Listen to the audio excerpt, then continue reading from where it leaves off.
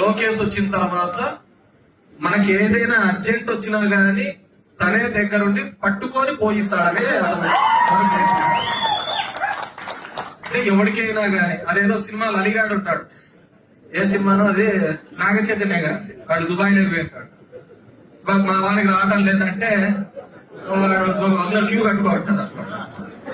మన పాదయాత్రలు అదే కదా చెప్పలేదు, పాదయాత్రలంతా అదే కదా వచ్చిలేదు. మీకు ఏదన్నా కావాలంటే నేను వచ్చి పోయించాను అందరికీ, మీ అందరికి పోయించే బాధ్యత లోకేష్ తీసుకుంటాడు.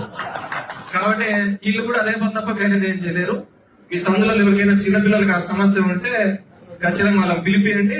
లోకేష్ అవైలబుల్ లేకపోతే ఇక్కడ ఎవరైతే ఉంటారో వాళ్ళు చిన్నపిల్లలకు పోపించే బాధ్యత తీసుకుంటారు. ఒకటి మగవాళ్ళకి ఇల్లేది నడుచుకుంటూ ఎవరు లేక తిరక్క ఏమో మనం అవన్నీ కాదు, కానీ ఆ విరహం ఎక్కువ అయిపోయి